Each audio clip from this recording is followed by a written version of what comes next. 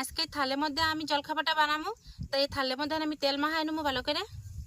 আপনারা কিন্তু তেলের পরিবর্তে ঘিও মাখাইতে পারেন, ঘি মাখাইলেও কিন্তু হইব। এবারে গুলাই রাখা সুজির মিশ্রণটাই থালের মধ্যে দিয়ে দেবো।